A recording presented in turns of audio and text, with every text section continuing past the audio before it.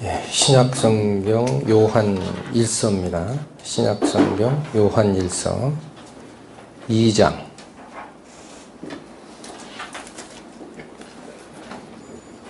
26절부터 28절까지 살피겠습니다. 너희를 미혹해 하는 자들에 관하여 내가 이것을 너희에게 썼노라. 너희는 주께 받은 바 기름 부음이 너희 안에 거하나니 아무도 너희를 가르칠 필요가 없고 오직 그의 기름 부음이 모든 것을 너희에게 가르치며 또 참되고 거짓이 없으니 너희를 가르치신 그대로 주 안에 거하라. 자녀들아, 이제 그 안에 거하라. 이는 주께서 나타내신 바 되면 그의 강림하실 때에 우리로 담대함을 얻어 그 앞에서 부끄럽지 않게 하려 함이라. 다 같이 기도드리시겠습니다. 하나님 아버지, 감사합니다. 저희가 하나님이 말씀으로 인도하시는 그 길을 따라서 하나님의 영광과 하나님께서 허락하신 교회의 의미와 또한 그 안에서 각 성도들이 어떠한 자세로 하나됨을 이루어 나가야 하는지에 대해서 배우고 있습니다.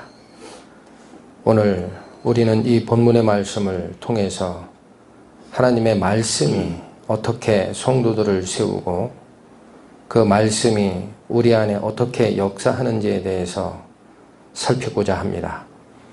이 시간 처음부터 끝까지 우리의 생각과 마음을 주님께서 주관하여 주셔서 그 전하고자 하는 본 뜻이 저희들 마음속에 깊이 뿌리맞고 그 말씀을 통해 행실이 변화되는 저희가 될 수 있도록 주관하여 주실 것을 주님께 부탁드립니다.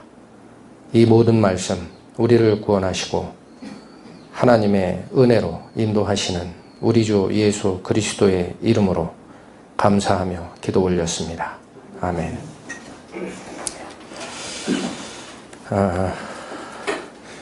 오늘 드리고 싶은 말씀은 우리가 지나간 내용들에서 하나님을 버린다라는 내용, 하나님을 버린다라는 것이 무엇을 의미하는지 한번 살펴봤습니다. 보이지 않는 하나님이시지만 성경 말씀을 통해 살핀 것은 하나님의 말씀을 우리가 등 뒤로 던지는 것이 곧 하나님을 버림이다라는 걸 배웠고요. 또한 그래서 잘못된 길로 가다가 하나님께 돌이킬 때에는 정확한 회개가 필요하다라는 것을 또한 배웠습니다. 근데 그 정확한 회개에는 뭐를 가지고 돌아오라 그렇게 말씀하셨다 배웠습니까? 하나님의 말씀. 네. 이스라엘아, 너희가 불의함을 인하여 엎드러졌느니라. 너희는 여호와의 말씀을 가지고 돌아와서 여호와께 이르기를 내가 하나님의 말씀으로 우리의 불의를 깨끗게 하여 주시고 내가 숫송아지를 대신하여 입술로 주께 드리리이다. 그게 가장 정확한 회개다. 그런 말씀을 또한 배웠습니다. 그 다음에 하나님을 알아가는 것도 지금 눈에 보이지 않는 하나님을 어떻게 하느냐. 기록된 말씀 속에 그 안에 함께 하시는 하나님을 우리는 말씀을 통해 배울 수 있다는 말씀들을 배워가고 있습니다. 그래서 오늘은 지금 이 말씀을 상고하고 싶었던 이유는 요한일서 2장에 방금 읽으셨던 이 말이 기름 부음이 너희를 가르친다라는 핵심 주제를 말씀을 하시고 계신데 그 문맥의 내용을 보면 약간의 오해의 소지도 이것이 있습니다. 왜냐하면 아무도 너희를 가르칠 필요가 없다라는 말씀이 거기 나와 있죠. 그래서 그렇다면 교회 안에서 그러니까 말씀으로 성도를 가르치는 그 직분 자체가 필요 없다라고 받아들이는 분들도 있습니다. 그게 설교자 무용론을 생각하고 실제로 그렇게 실천하는 교회인데, 미국에 가보면은 회중교회라는 데가 있어요. 회중교회. 회중교회는 그래서 목사라는 또는 뭐 전도사가 됐든 교역자를 따로 세우지를 않아요. 그리고 일반 성도들이 돌아가면서 교제하고 말씀을 선포하고 합니다. 근데 그런 의미로 받을 수가 있는 건지, 그런 내용들을 좀 살피는 것이 우리가 앞으로 하나님의 교회를 이루어가는 과정에 중요할 것 같다. 그 생각이 들었고, 그래서 본문 말씀을 선정을 했습니다. 자, 그런데 전에도 몇 번 말씀을 드렸는데, 성경 말씀이 우리에게 주고자 하는 가르침은 문맥 전체의 방향, 지시하는 방향을 벗어나면 안 돼요. 그게 가장 중요합니다. 성경의 어떤 문맥, 그 문맥이 우리에게 주고자 하는 그 방향에서 벗어나 버리면, 다시 얘기하면은 문맥을 떠난 하나의 구절이나 단어를 가지고 얘기하다 보면 어떤 경우에 뜻이 완전히 잘못된 쪽으로 가기가 참 쉽습니다. 그런데 여기도 지금 27절만 읽어보시면, 너희는 주께 받은 바 기름 부음이 너희 안에 거하나니 아무도 너희를 가르칠 필요가 없고 오직 뭐만 가르친다? 그의 기름 부음이 모든 것을 너희에게 가르칠 것이다 라는 말씀이 주어져 있죠. 그러니까 요 말씀 27절 말씀만 딱 떼놓고 보면, 봐라, 가르치는 자 필요 없지 않느냐, 그렇게 나옵니다. 그런데 제가 문맥을 살피시라고 한 이유가 27절에 그 선언이 나오게 된 근거가 뭐냐면 26절이에요. 그러니까 같이 읽으셔야 돼요. 26절. 왜 이 말씀을 주셨냐면, 26절, 너희를 미혹해 하는 자들에 관하여 내가 이것을 너희에게 썼다. 그리고 나서 아무도 너를 가르칠 필요가 없이 성령의 기름 부음만이 너희를 가르친다. 그 말씀이 이어서 나오는 겁니다. 그러니까 이 말씀을 주시는 근거는 뭐 때문에 주시는 거예요? 미혹해 하는 자가 있었다라는 거예요. 자, 그래서 이 부분도 여기서는 느낌이 그거 꼭 그렇게만 볼 수 있느냐라고 생각할 수 있어요. 조금 더 앞으로 가보시면 18절에 이게 핵심입니다. 18절, 18, 19, 22 그 내용을 다시 설명하는 거예요. 18절로 가시면, 아이들아 이것이 마지막 때라. 왜 갑자기 아이들아 그러죠?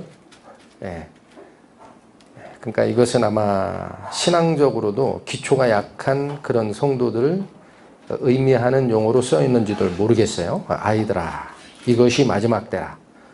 그리고 적그리스도가 이르겠다 함을 너희가 들은 것과 같이 지금도 많은 적그리스도가 일어났으니 이러므로 우리가 마지막 때인 줄 아노라. 갑자기 무슨 말씀 꺼내세요?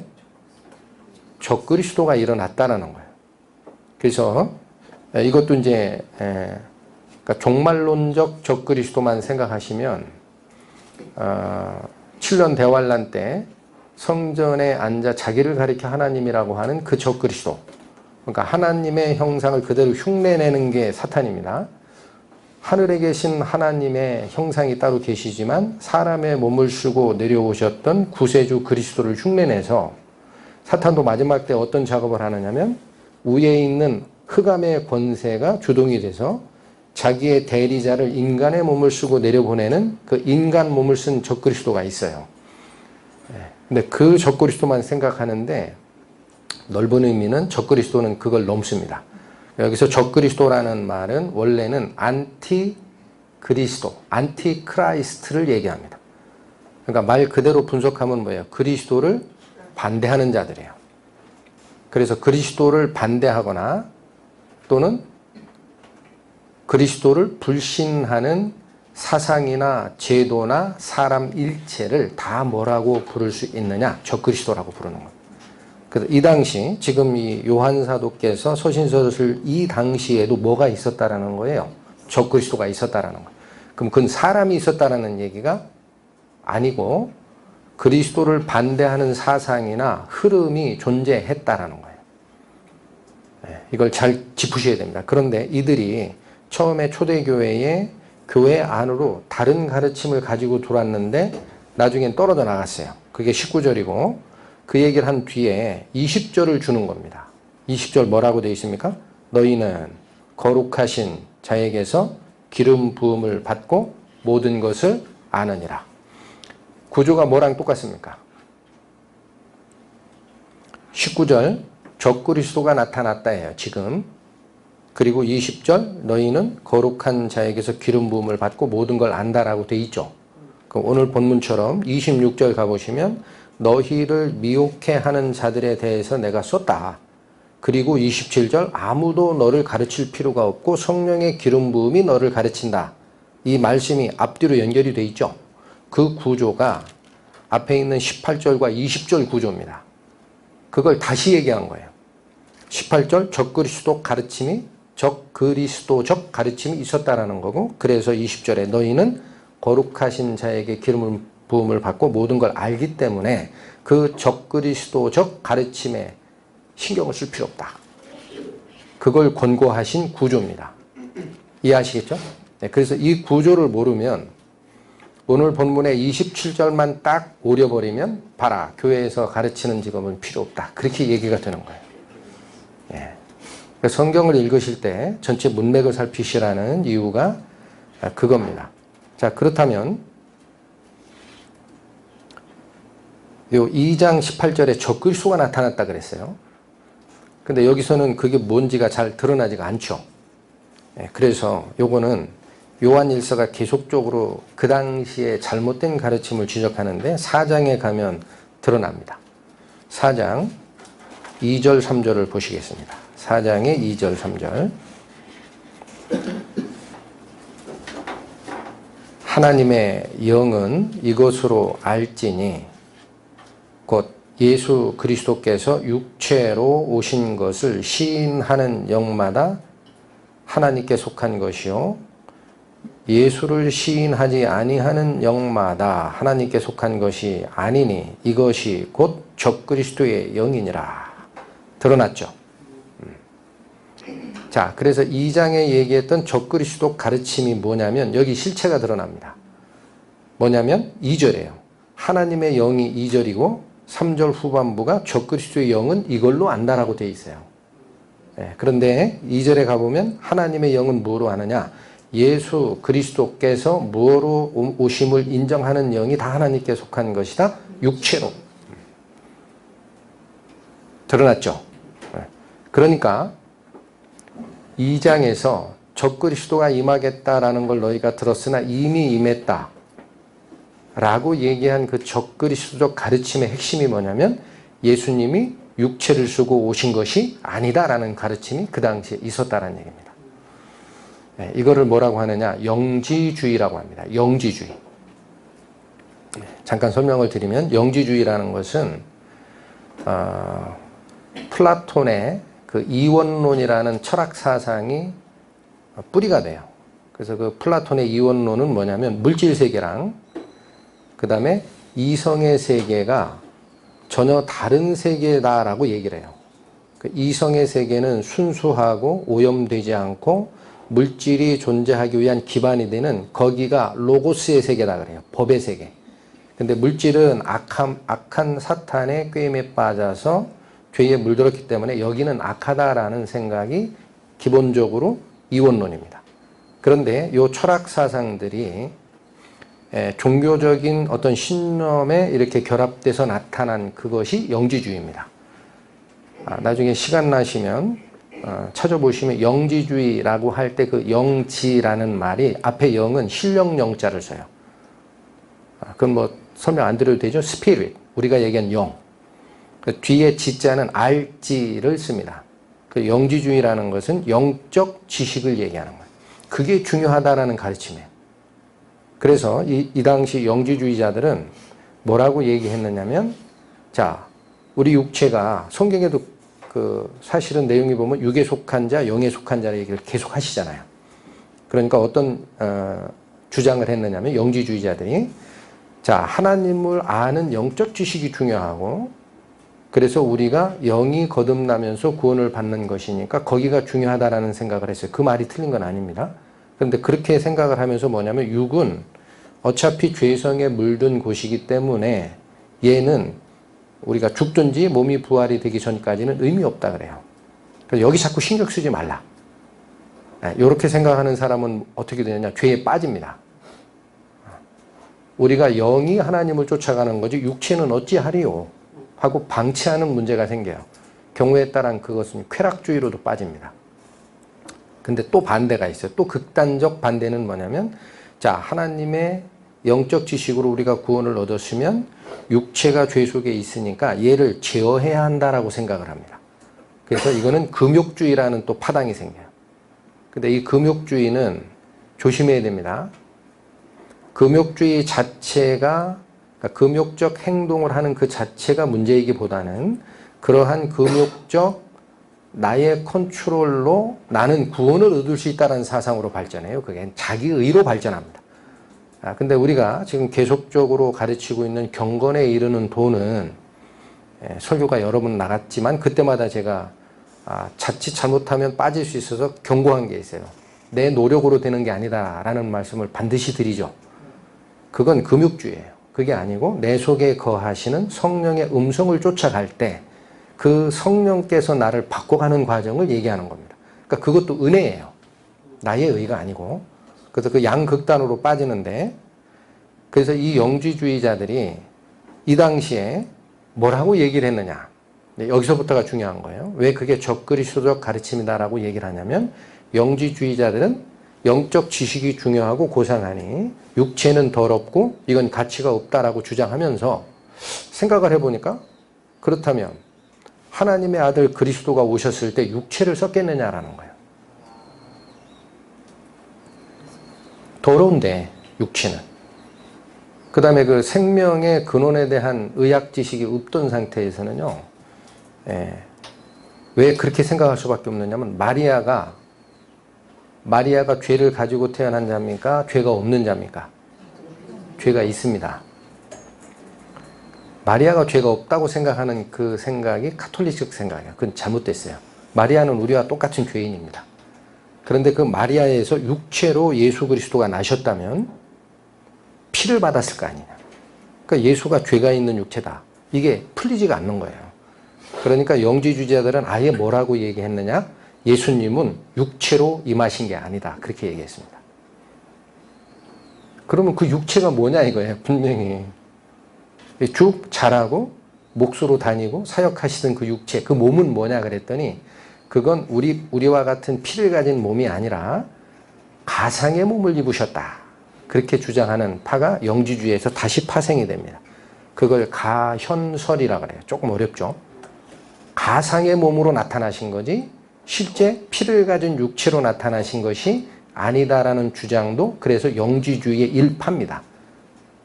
가현설. 좀 어렵죠?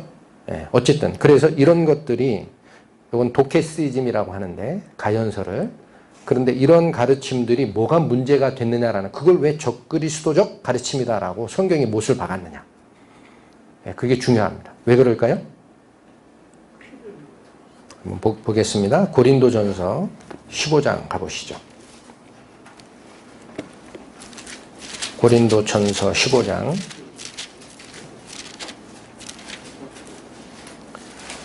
12절부터 15절까지 읽겠습니다. 12절 그리스도께서 죽은 자 가운데서 다시 살아나셨다 전파되었거늘 너희 중에서 어떤 이들은 어찌하여 죽은 자 가운데서 부활이 없다 하느냐. 만일 죽은 자의 부활이 없으면 그리스도도 다시 살지 못하셨으리라. 그리스도께서 만일 다시 살지 못하셨으면 우리의 전파하는 것도 헛것이요 또 너희 믿음도 헛것이며 또 우리가 하나님의 거짓 증인으로 발견되리니 우리가 하나님이 그리스도를 다시 살리셨다고 증거하였습니다. 만일 죽은 자가 다시 사는 것이 없으면 하나님이 그리스도를 다시 살리시지 아니하셨으리라. 뭘 얘기하는 겁니까? 지금 여기서는 부활이 주제예요. 고린도전서 15장은. 그러니까 이 말입니다. 우리가 이 세상에 뜻을 두고 사는 사람들이 아니고 앞으로 올 하늘나라의 목적을 두고 소망을 두고 쫓아가는 성도들이죠. 그리고 우리가 뭐를 기대하고 있어요? 우리가 육체적 생명이 죽으면 몸은 썩더라도 그리스도께서 재림하실 때 영광의 몸으로 부활할 것을 기다리고 있습니다. 그게 소망이에요. 썩지 아니하는 소망이 그겁니다. 그런데 예수님이 부활하시지 않았다면 왜 우리의 믿음도 헛것이고 의미가 없다라고 얘기하느냐? 왜 그래요? 예수님이 어떤 상태에서 돌아가시고 부활하셨느냐? 우리와 똑같은 육과 피를 가지고 사시다가 돌아가셨고 부활하셨습니다. 그게 뭐라는 거예요? 똑같은 육체와 피를 가진 우리가 똑같이 부활한다라는 표라는 거예요. 그게 없으면 사람의 부활이 입증된 적이 없어요. 그리스도께서 입증하신 거예요. 다만 우리와 다른 건 뭐가 달라요? 피 속에 죄가 없습니다. 그리스도께서. 그래서 그 피가 굉장히 큰 우리 죄를 씻어내는 보혈의 역할을 하는 것이죠. 그러니까 그것 자체가 흔들리면 부활의 신앙이 어떻게 돼요? 가짜라는 거예요.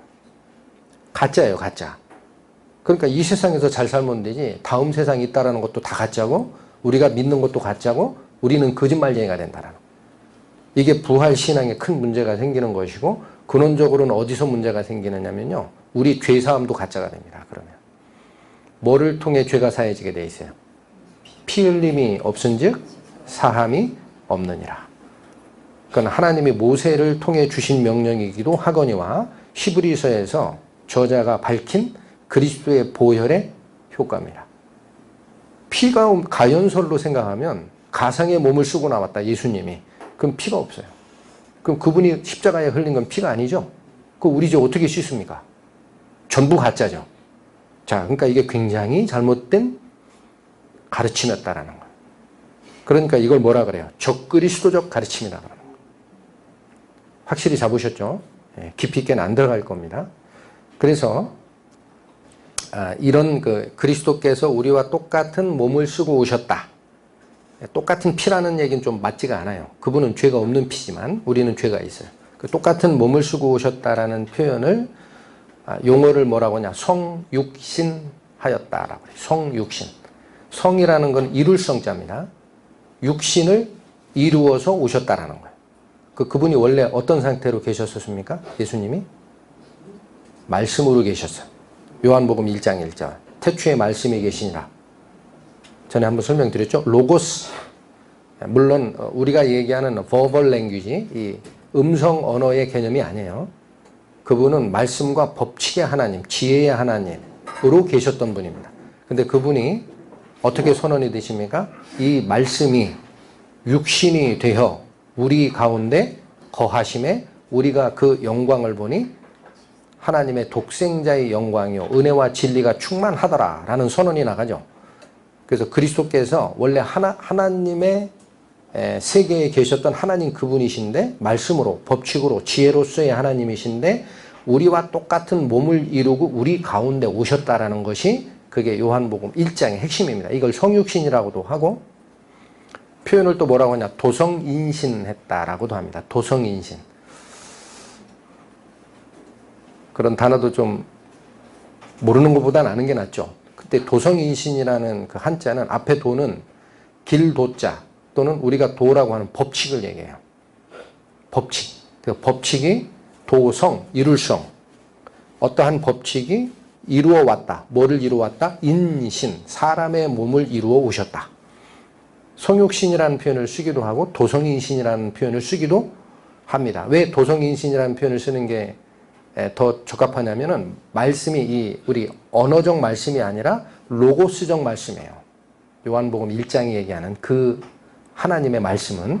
그러니까 어찌됐든 그것이 우리에게 온 의미는 그래서 굉장히 중요합니다. 우리와 똑같은 피를 쓰고 오신 그 예수 그리스도. 몸을 쓰고 오신 예수. 피란 조금 의미가 좀 다르죠. 그러니까 예수님께서 복음서에 가보시면 자기를 가르칠 때 뭐라고 꼭 그래요? 인자라고 합니다. 인자 뭐예요? 사람의 아들이라는. 내가 사람의 아들이다. 맞죠? 왜 자꾸 자신을 인자라고 하느냐?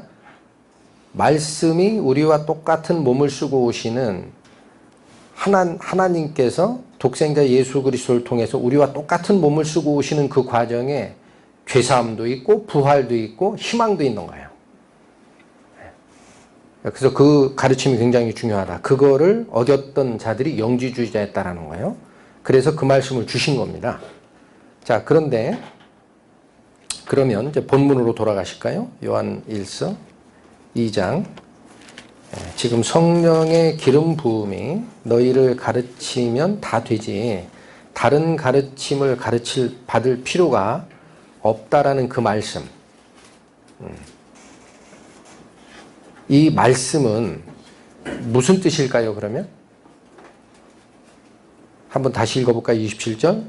너희는 주께 받은 바 기름 부음이 너희 안에 거하나니 아무도 너희를 가르칠 필요가 없고 오직 그의 기름 부음이 모든 것을 너희에게 가르치며 또 참되고 거짓이 없으니 너희를 가르치신 그대로 주 안에 거하라. 뭐를 명하세요?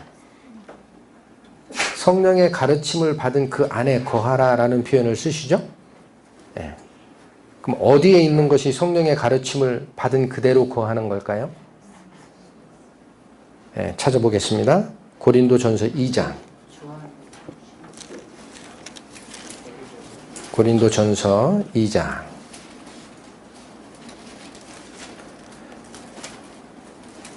자, 1절과 10절, 13절을 읽어보겠습니다. 1절. 형제들아, 내가 너희에게 나아가 하나님의 증거를 전할 때에 말과 지혜의 아름다운 것으로 아니하였나니. 그러니까 이 말은 사도 바울과 그 전도자 일행이 고린도 지역에 있는 성도들에게 나아가서 하나님의 복을 전할 때에 말과 지혜로 한 게 아니다라는 얘기를 한 거죠. 그러면 뭘로 했느냐? 7절 잠깐 더 읽고 갑니다. 오직 비밀한 가운데 있는 하나님의 지혜를 말하는 것이니 이걸로 전했다라는 거예요. 그래서 10절로 가보시면 오직 하나님이 성령으로 이것을 우리에게 보이셨으니 성령은 모든 것 곧 하나님의 깊은 것이라도 통달하시느니라. 여기도 나중에 시간 나시면 2장 전체를 문맥으로 다시 살피세요. 사도 바울이 지금 주장하는 게 뭐냐면 고린도 지역에 있는 교회들에게 이 서신서를 쓰시면서 우리가 너희에게 나아가서 전한 말은 사람의 말과 지혜가 아니라 10절 이걸로 전했다라는 거예요. 이걸로 오직 하나님이 성령으로 이것을 누구에게 보이셨어요? 우리. 예. 일단은 이거 구분하셔야 됩니다. 그러면 고린도 전서 2장 10절에 우리라는 것은 고린도 교회 성도를 얘기하는 게 아니에요. 사도 바울과 전도자 일행을 얘기합니다. 왜냐하면 2장 1절을 제가 읽어드린 게 그겁니다. 형제들아 내가 너희에게 나아가 하나님의 증거를 전할 때에 라고 되어 있죠. 그 전하는 자가 여기선 단수로 얘기하지만 사실은 복수의 자였었습니다. 사도 바울과 실라와 디모데와 디도 이런 사람들. 그래서 10절에서는 우리라고 그래요. 오직 하나님이 성령으로 이것을 우리에게 보이셨으니 성령은 모든 것 곧 하나님의 기쁜 것이라도 통달하시느니라. 그러니까 이 말은 전도자 그룹들이 너희에게 나아가서 내가 말을 전할 때 사람의 지혜나 말로 한 게 아니고 오직 성령의 가르침으로 깨달은 그것만 전했다라는 얘기까지 지금 얘기한 겁니다. 자, 그런데 13절 가보세요. 13절. 우리가 이것을 말하거니와 여기 다시 또 말한다 그러죠. 말하는 주체는 누굽니까? 우리입니다. 사도 바울을 포함한 전도자 그룹이 고린도 교인들에게 말하는 거예요. 우리가 이것을 말하거니와 사람의 지혜에 가르친 말로 아니하고. 자, 이거 1절 다시 반복한 거죠. 그렇죠? 1절 내용을 반복한 거예요. 사람의 말로 한 게 아니고 이어집니다. 오직 성령의 가르치신 것으로 하니. 이건 뭐를 다시 받은 거예요? 10절을 다시 받은 거예요. 그러니까 전도자 그룹이 고린도 교회에 있는 성도들에게 나아가서 복음을 전할 때에 사람의 지혜나 말로 하지 않고 성령이 깨우쳐 주신 그런 것으로 했다라는 얘기를 하고 있는 겁니다. 하니 자 신령한 일은 신령한 것으로 분별하느니라. 그러니까 우리 생각할 게 있어요. 사도 바울이 형제들에게 나아가서 하나님의 말씀을 전할 때 무엇이 가르친 대로만 하였지 사람의 지식이나 말은 배제했다라는 거예요. 성령의 가르치심만 전했다라는 겁니다. 이해하시겠죠? 네. 그러니까 여기 지금 보면 전했습니까? 안 전했습니까? 전하는 자가 일단 있어요. 조금 그건 뒤에 다시 살필 겁니다. 그래서 이렇게 성령이 너희에게 가르친다라는 표현은 말씀을 받은 전도자 그룹들도 그 얘기를 하는 겁니다. 오직 성령이 우리에게 알게 하신 거 그것만 가지고 전했다. 그런데 본문으로 다시 돌아오시면 27절 후반절에 너희를 가르치신 그대로 주 안에 거하라 라는 명령을 주시죠. 가만히 있으라는 게 아니에요. 그 가르침 안에 거해야 된다라는 말씀을 주시는데 그럼 그 안에 거한다라는 것은 무슨 말인가요? 여기 그가 뭐예요? 27절에 있는 이건 주죠. 주 안에 거하라. 이 주가 뭡니까? 다른 쪽 번역본에 보면 그리스도라고 되어 있습니다. 그리스도 안에 거하라라는 거예요. 그런데 그것도 좀 어때요? 뜬구름 잡는 거 같죠? 그래서 앞쪽으로 다시 가시면 2장 5절 보시면 2장 5절 누구든지 그의 말씀을 지키는 자는 하나님의 사랑이 참으로 그 속에 온전케 되었나니 이로써 우리가 저 안에 있는 줄을 아노라. 자, 27절 후반절에는 그리스도 안에 있어라 라고 얘기를 했습니다. 그것이 성령의 가르침을 받은 것대로만 너희가 교훈받는 방법이다. 잡으셔야 됩니다. 그런데 2장 5절에 가니까 앞단은 누구든지 뭐를 지키는 자는 하나님의 사랑이 그 속에 있고 완전하게 됐다? 그의 말씀을 지켜라 그래요. 그리고 뒤에는 뭐냐? 이렇게 그의 말씀을 지킴으로써 우리가 저 안에 있는 줄 알게 된다 그랬어요. 여기서 저는 하나님입니다. 그리스도나 하나님이나 같은 것으로 보셔도 됩니다. 이 말씀에 관한은. 그러니까 알았어요. 27절 성령의 기름 부음이 너희를 가르치니까 너희는 아무에게도 가르침을 받을 필요가 없다라는 말씀을 하시면서 어디에 거하라라고 부탁의 말씀을 주셨습니까? 그리스도 안에 거하라. 근데 2장 5절에 가니까 거하는 방법은 어디 안에 있으면 됩니까? 그분의 말씀 안에 있는 것이고 그분 안에 거하는 방법이다. 그럼 점점 연결이 되죠. 어디를 떠나지 말란 얘기입니까? 기록된 성경 말씀을 떠나서 다른 가르침을 받지 말라는 얘기예요. 이 구절의 핵심이. 왜 그걸 경계를 했습니까? 금방 설명드린 적그리스도적 가르침이 있었기 때문에 뭐라 그래요? 아무도 너희를 가르칠 필요 없고 성령이 너희를 가르친다라는 말씀을 주셨죠. 근데 그 적그리스도 가르침의 핵심이 뭐라 그랬습니까? 영지주의자들이 있었다. 근데 그 영지주의자의 근원이 뭐였다? 원래 인간의 철학이 밑바탕에 깔려있는 플라톤의 이원론이 그 기본이었다라는 거예요. 철학 사상이 종교와 결합하니까 뭐가 나왔어요? 영지주의가 나오고 두 개를 가르는 문제가 생겼죠. 그러다가 뭐를 부인하는 문제까지 갑니까? 그리스도의 육신으로 임한 것을 부인하는 단계까지 갑니다.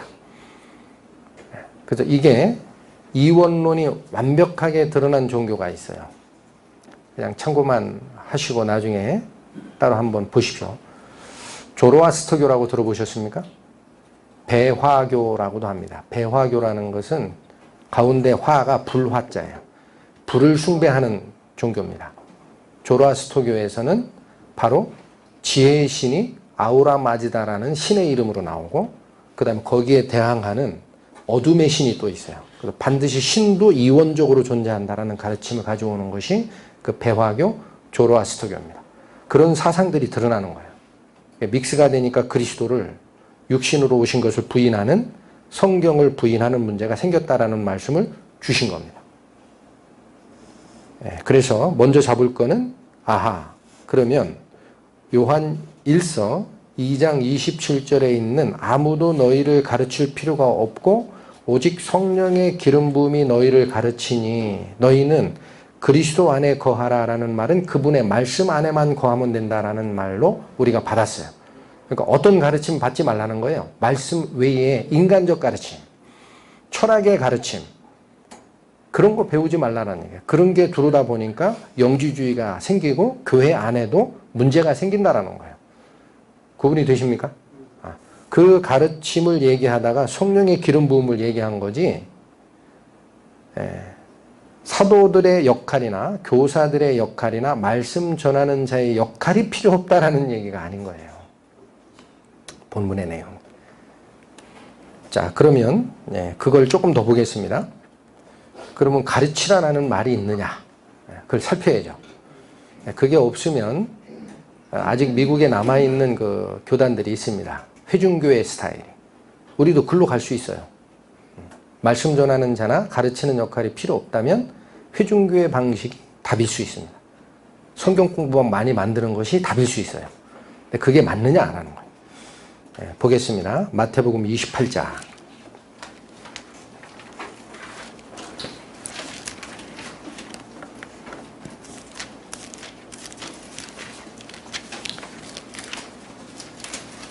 (18절부터) (20절) 이게 마태복음의 맨 끝이죠.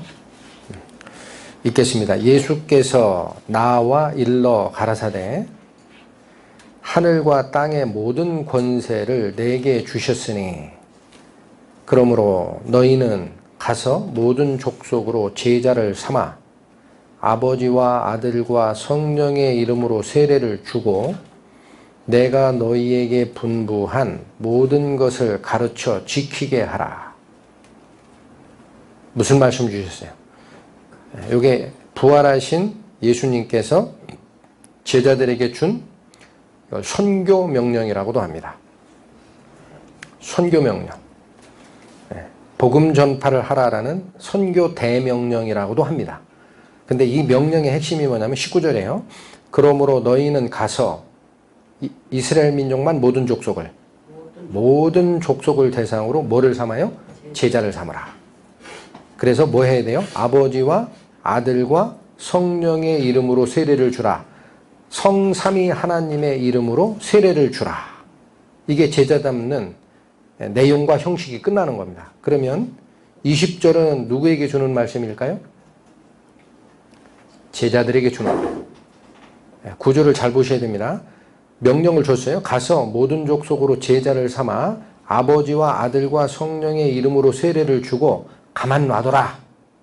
그렇게 안 돼 있고 20절에 뭐라고 써요? 내가 너희에게, 여기 너희는 누굴까요? 예수의 제자들입니다. 당시에 예수님의 부활하신 예수님의 말씀을 듣고 있었던 12사도를 포함한 제자들. 너희에게 분부한 모든 것이 있어요. 3년 동안이나 가르쳤어요. 그렇죠? 그것을 어떻게 하라고 그래요? 가르치라요. 그리고 어떻게 하라? 지키게 하라. 이게 바로 명령입니다. 그러니까 선교 명령 안에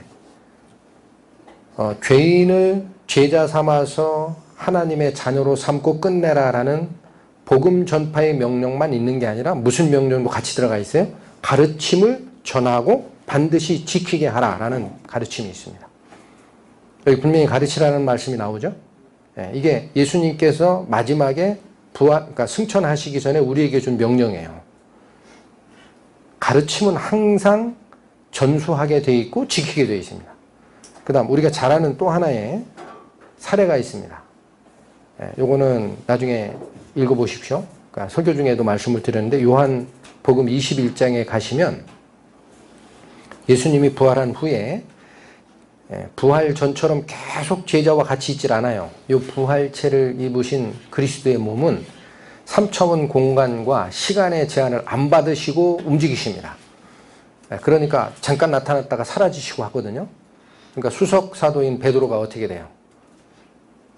갈 바를 몰라가지고 옛날 고기잡이 하던 자기 생업으로 돌아가는 모습이 요한복음 21장에 나옵니다.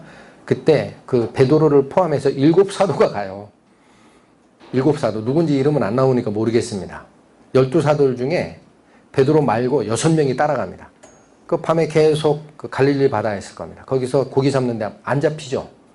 근데 밤에 뭐라고 그래? 저 그 호수 뚝에서 너희가 고기를 잡았느냐? 못 잡았습니다. 했더니 그물을 우측에 던지거라. 했더니 고기가 찢어질 만큼 153마리 고기가 낚이는 모습이 있고, 베드로는 딱 보자마자 아, 예수님이구나 알고 물로 뛰어들었어요. 뛰어들어서 헤엄쳐갔는지 걸어갔는지 모르겠어요. 그 얘기는 안 나옵니다. 베드로는 알았어요. 저 주님이다 하고 곧바로 물로 뛰어들었다. 그러고 가보니까 떡과 그 생선을 구우는 게 있었죠. 그러면서 예수님께서 베드로에게 하는 말씀이 뭡니까? 3번을 묻죠. 요한의 아들 시몬아, 네가 이런 것들보다 나를 더 사랑하니? 답변은 어때요? 제가 사랑하나이다. 명령 어떻게 나가요? 내 양을 먹이라. 내가 처음에 너를 만나서 앞으로는 너를 고기 잡는 어부가 아니라 사람 낚는 어부가 되게 하리라. 그 말 잊었니? 그런 얘기예요. 왜 생업으로 돌아가서 다시 고기잡이 하니? 사람 낚는 어부가 돼야 돼. 내 양을 먹이는 게 앞으로 네가 할 일이야. 몇 번을 질문해요? 3번 질문합니다. 결국 무슨 명령이 주어져 있어요? 수석사도 베드로에게 양을 먹이라는 목회 명령이 거기 주어집니다. 그건 사도시대지. 특별한 관계를 가진 사도시대지. 지금 교회 시대에도 그게 필요하냐? 또 살피겠습니다. 고린도전서 12장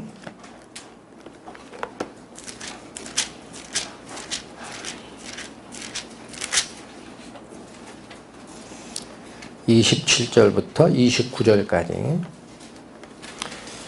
지난번 설교에서 본문으로 사용했던 게 27절까지였었죠. 연결되는 겁니다. 고린도전서 12장 27절, 너희는 그리스도의 몸이요 지체의 각 부분이라.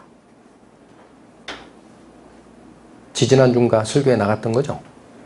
하나 된 그리스도의 몸인 교회를 설명하는데, 이어지는 말씀이 28절 뭐라고 하나요? 하나님이 교회 중에 몇을 세우셨으니 첫째는 사도요, 둘째는 선지자요, 셋째는 교사요, 그 다음은 능력이요, 그 다음은 병 고치는 은사와 서로 돕는 것과 다스리는 것과 각종 방언을 말하는 것이라. 자, 지지난주 설교 혹시 기억하십니까? 하나님께서, 성령께서 자기의 뜻대로 각종 은사를 사람들에게 나눠주셔서 한 몸의 역할처럼, 어떤 사람은 눈의 역할, 어떤 사람은 입의 역할, 어떤 사람은 귀의 역할, 손의 역할, 발의 역할, 이런 역할을 해서 유기적으로 한 몸을 만들어가는 과정이 있다. 그 말씀 드렸죠. 그런데 여기는 그 27절에요. 너희는 그리스도의 몸이요 지체의 각 부분이라, 이걸 다시 설명한 뒤에 28절에 언급하고 있는 이런 직분들은 좀 특이한 직분들입니다. 대개 뭐와 관련되어 있어요? 말씀을 전하는 자입니다. 선지자, 또 사도, 교사. 그렇죠? 물론 그 밑에 능력도 좀 나오는데, 그럼 29절 다시 얘기하는 거예요. 다 사도겠느냐? 다 선지자겠느냐? 다 교사겠느냐? 그러니까 일부분만, 성도들의 무리가 있으면 그 중에 어떤 사람을 성령께서 너는 이 일을 하거라 라고 말씀 전하는 은사를 맡기는 일이 있다라는 얘기를 지금 하시는 거죠. 이거는 교회에 그런 역할을 세운다라는 말씀이에요. 교회에. 그러면 이 역할이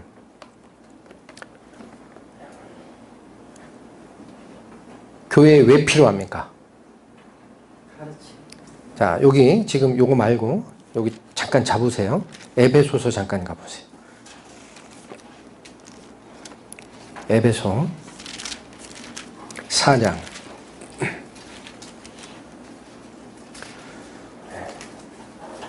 11절부터 12절 11, 12 여러 차례 성경 공부 시간에도 한번 상고했던 말씀인데 다시 보겠습니다. 그가 혹은 사도로 혹은 선지자로 혹은 복음 전하는 자로 혹은 목사와 교사로 주셨으니. 자, 요 11절이 얘기하는 바는 이게 말씀 전하는 직분이죠. 그 준 이유를 이렇게 설명합니다. 이는 성도를 온전케 하며 봉사의 일을 하게 하며 그리스도의 몸을 세우려 하심이라. 맨 마지막에 뭐 위에서 이런 사람 준다 그랬어요? 그리스도의 몸을 세운다 그랬어요. 제가 지금 잡고 계시라 그랬는데 고린도전서 12장에 27, 28, 29절도 그 같은 의미예요. 27절은 무슨 얘기를 한 거예요? 그리스도의 몸 얘기를 하죠. 그렇죠? 구조를 놓치시면 안 됩니다. 그리스도의 몸 얘기를 하고 몸을 구성하는 각종 은사, 섬기는 일을 얘기하는데 28, 29절에서는 말씀 전하는 자들을 교회에 몇 명의 직분으로 세운 게 있다라는 얘기를 한 거예요. 근데 에베소서도 똑같은 얘기를 합니다. 에베소서에도 지금 얘기하는 게 뭐냐면 11절에 그가 혹은 사도로 혹은 선지자로 혹은 복음 전하는 자로 혹은 목사와 교사로 주셨으니 왜 줬느냐면 이는 어떤 일을 하는 것이다? 성도를 온전케 하고 섬기는 일을 하게 하고 그리스도의 뭐를 세우려고 이걸 줬다? 그래서 우리 이제 처음부터 성경 말씀을 통해 가르침을 받고 있어요. 교회가 되려면 말씀 전하는 직분이 있는 겁니다. 저는 성경을 통해 분명히 그렇게 받고 있어요. 여건이 안 되면 가정교회 하실 수 있어요. 성경 공부하는 거 나쁜 게 아닙니다. 그러나 그걸로는 교회가 안 됩니다. 몸을 세우는 과정에는 반드시 뭐가 있어요? 하나님의 말씀이 선포되는 역사가 있어야 됩니다. 그 안에서 모든 유기적인 관계가 형성이 되게 돼 있어요. 구약에서도 이스라엘 민족들이 하나님의 명을 쫓아서 적과 대항하거나 할 때 인도자가 있어요. 그런데 이 인도자가 사라질 때 나타나는 표현이 뭐냐면 이스라엘 민족들이 각자 자기 집으로 돌아가니라 그렇게 되어 있습니다. 그 교회는 성경을 통해 보면 하나님이 허락하신 조직이 있다 그랬어요. 첫 번째가 가정입니다. 하나님이 허락하신 거예요. 두 번째가 크기로 얘기하면은 나라입니다. 나라. 국가를 하나님이 허락하게 돼 있어요. 권세를. 왜 이렇게 한다 그랬어요? 우리가 편안한 중에 신앙생활을 할 수 있게끔 하려면 우리를 보호하는 국가라는 울타리가 필요하다는 말씀을 드렸죠. 그 다음에 전 우주적으로 하나 되는 교회가 있습니다. 이 세 가지 조직이 하나님이 인간 세계에 허락하신 조직과 그 제도인데 교회가 가정기회에 따로 허락되는 이유를 생각하셔야 됩니다. 가정이 곧 교회면은 교회를 세울 이유가 없어요. 그리고 몸된 교회를 이루기 위해서 이런 직분을 주실 이유도 없어요. 서로 가르치면 됩니다. 성도들끼리. 근데 그렇지가 않죠? 그래서 지금 여기 두 가지를 제가 찾아드린 이유는 고린도전서 12장의 27, 28절도 너희가 그리스도의 몸이고 지체의 각 부분이라는 얘기를 하면서 말씀 전하는 얘기를 하셨고 에베소 4장은 더 분명히 드러납니다. 이 말씀 전하는 자들을 준 이유가 뭐냐면 세 가지 중요한 역할을 설명을 합니다. 하나는 성도를 온전케 하는 역할을 한다. 그 다음에 섬기는 일을 해야 된다. 교역자는 다스리는 자가 아닙니다. 이 두 번째 말씀도 잘 받으셔야 됩니다. 교역자는 누구를 다스리는 자가 아니라 밑에서 섬기는 거예요. 그 다음에 세 번째가 그리스도의 몸을 세우는 역할이 있다라는 거예요. 참 신기하죠. 그게 교회가 제대로 쓰기 위해서는 하나님의 말씀이 전해지는 통로가 있어야 된다는 뜻이에요. 이 말씀을 여기서 주시고 있고, 자, 그렇다면 지금 교회를 세우는데 말씀 전하는 자가 필요하고, 그 다음에 첫 번째로 나온 게 12절이죠. 12절에는 더 중요한 걸 뭐를 말씀하세요? 성도를 온전케 한다라는 일. 그러니까 말씀 전하는 자가 어떤 일을 하느냐면 성도를 온전케 하기 위해서 이 직분이 필요하다라는 얘기를 합니다. 그럼 이거 잘 받으셔야 됩니다. 그냥 일반적으로 얘기할 때 목사나 전도사나 강도사나 선교사나 이런 교역자들이 똑똑해서 밑에 있는 회중 성도들을 온전케 할 수 있습니까? 맞아요? 예. 그러니까 하나님이 교회에 어떤 직분을 주었을 때 사람들은 그 의미를 생각하지를 않고 자꾸 조직을 봐요. 조직을 봅니다. 그러니까 저 직분에 있는 자는 우리를 다스리는 자, 나는 그 밑에 그 말씀을 듣는 자, 이렇게 자꾸 위계질서를 만들어내는데 그렇지 않습니다. 그래서 에베소서에서도 뭐라고 그래요? 가운데다 뭘 줬어요? 말씀 전하는 자는, 다시 읽을까요? 이는 성도를 온전케 하며 봉사의 일을 하며 그리스도의 몸을 세우려는 것이다. 왜 중간에다 봉사일을 하라고? 이게 봉사의 일이라는 건 뭐냐면 섬기는 역할이라는 거예요. 네가 지배하는 게 아니다. 교역자는 성도를 밑에서 섬기는 역할이라. 그러니까 그거 똑바로 기억하라라는 말씀을 거기 주신 거예요. 그럼에도 불구하고 말씀을 물어 나르는 역할이 필요한 이유는 사실은 그 중간을 빼면 앞뒤가 굉장히 중요한 역할인데 성도를 온전케 하는 역할이 교육자들의 역할이다라는 거예요. 근데 그게 당키나 하는 얘기인가 이거예요. 사람으로 얘기하면. 뜻이 있겠죠. 그 속에 숨은 뜻. 그게 뭐냐. 자, 한번 보겠습니다. 일단 골로새서 1장 가보시죠.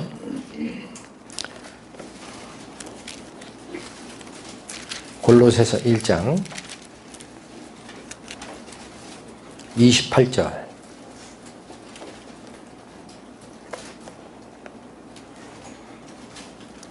골로새서는 이것도 사도 바울의 서신서죠. 골로새 교회에게 보낸 서신서인데 28절. 우리가 그를 전파하여, 이 그는 그리스도예요. 우리가 그를 전파하여 각 사람을 권하는 일이 있었죠. 그 다음 모든 지혜로 각 사람을 어떻게 합니까? 여기 가르치는 얘기 나오죠. 있는 그대로 받으시면 됩니다. 이렇게 하는 이유가 있어요. 각 사람을 어떻게 하려고? 그리스도 안에서 완전한 자로 세우려 함이라. 이렇게 과거에 그 에베소서 말씀은 성경 공부 시간에 여러 번 말씀을 드렸기 때문에 딱 거기만 나오는 줄 아는 분들이 또 있어요. 근데 여기도 똑같죠. 자, 교육자들, 즉 말씀 전하는 자들이 그리스도를 전파하면서 각 사람을 권하고 지혜로 각 사람을 가르치는데 뭘로 가르치면 안 됩니까? 오늘 본문의 말씀. 사람의 말과 지혜로 하지 않고 성령이 알려준 것만 가지고 가르치는 거예요. 그렇게 하는 이유는 뭐라고 되어 있어요? 그리스도 안에서 각 사람을 완전한 자로 세우는 역할이 있기 때문에 그렇게 한다라는 거예요. 맥이 어떻습니까? 에베소서랑 같죠? 그러니까 맥을 잡으셔야 돼요. 교회가 한 몸을 이루고 가정 이외에 교회라는 조직과 제도를 하나님이 허락한 데에는 따로 이유가 있고 그 체계가 있어요. 근데 그 안에 그리스도의 몸을 세우고 성도를 온전케 하는 역할을 위해 말씀 전하는 직분이 있었다라는 겁니다. 그런데 어떻게 온전케 하느냐, 이게 조금씩 드러나요. 이제 지금 여기서는 누가 온전케 한 겁니까? 행간의 그 숨은 뜻을 잠깐 보셔야 돼요. 골로새서 1장 28절에 온전케 하는 게 뭐예요? 여기선 우리가 그를 전파하여라는 게 그 기본입니다. 베이스. 그리스도의 말씀을 전함으로 인하여 각 사람을 그걸로 권하고 각 사람을 그리스도의 지혜로 가르쳐서 그리스도 안에서 완전한 사로 세우는 것이다. 살짝 방향이 하나가 드러났죠. 네, 조금 더 갑니다. 이제 디모데후서 보세요. 디모데후서. 점점 확실해집니다. 디모데후서 3장 16절 17절.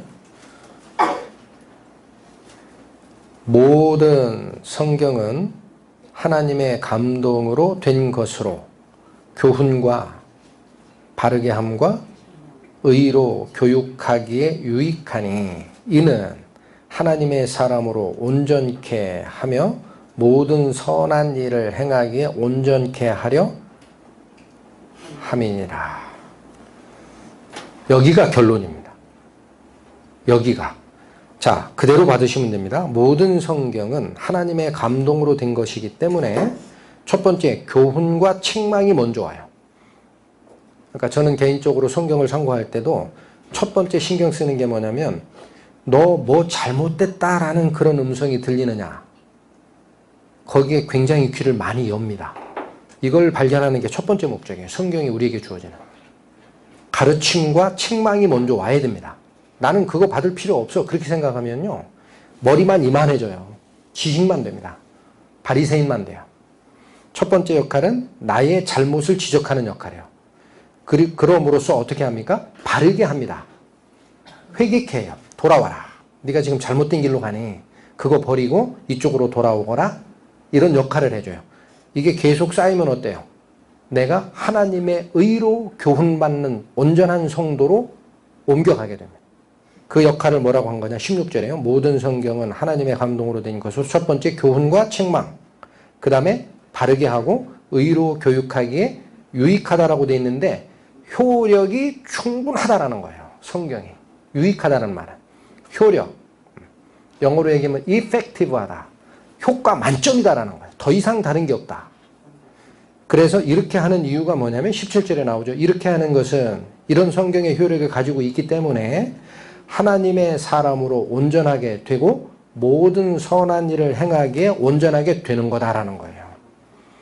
그러니까 성도를 온전하게 하고 교육하고 선한 일을 할 수 있게끔 그렇게 바꿔가는 역할은 무엇인 겁니까?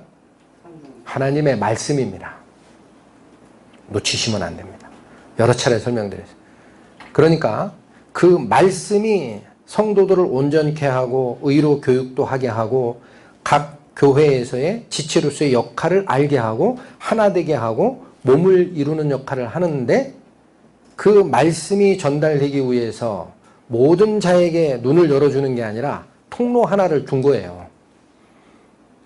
그 역할을 하는 자가 누구라는 거예요? 말씀을 물어 나르는 자입니다.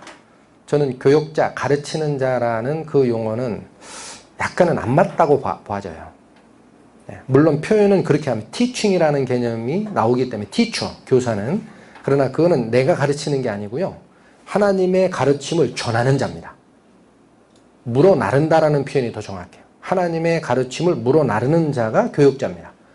그러니까 오늘 본문이 얘기했던 적그리스도적 사상이 이미 임하고 그렇기 때문에 이들은 너희 안에서 스스로 자기 잘못됨을 알고 다른 쪽으로 이탈돼 나갔다라는 얘기를 했던 거예요. 요한일서 2장이. 그러면서 곧바로 나오는 게 뭐냐? 너희는 성령의 기름 부음이 있으므로 아무도 너희를 가르칠 필요가 없다라는 말을 한 거죠. 그 말을 연결시키면 뭐냐면요. 우리가 성경 교훈을 받을 때 첫 번째 개인적으로도 인간의 철학이나 인간의 가르침이나 인간의 사상 그거 필요 없습니다. 그건 오염시키는 거예요. 반드시 뭐를 통해서만 공급받습니까? 성령의 인도하심을 따라 깨달은 성경의 가르침. 이것만 가지고 가는 것이고 또 말씀 전하는 자도 뭐만 물어날라야 돼요? 이 말씀만 물어날라야 됩니다. 그렇지 않으면 어때요?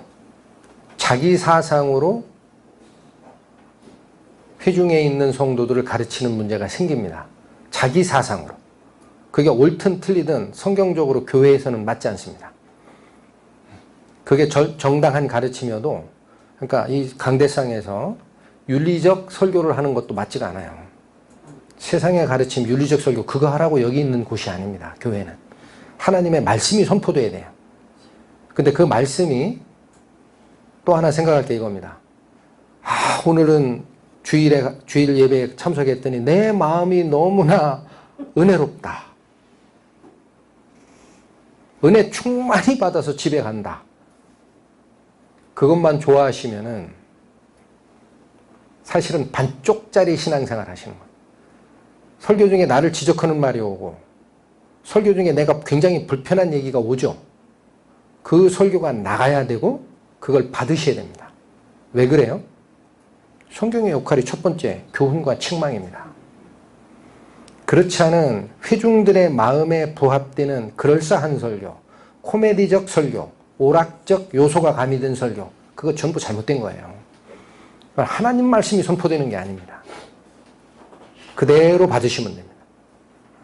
그런 역할을 위해 뭐가 필요하다? 너는 내가 너에게 주는 말만, 이 꼴만 물어나르라. 그래서 그 꼴을 물어나르는 자를 성경에서는 뭐라고 얘기합니까? 대사라고 해요. 보시겠습니다. 고린도 후서 5장. 네. 고린도 후서 5장.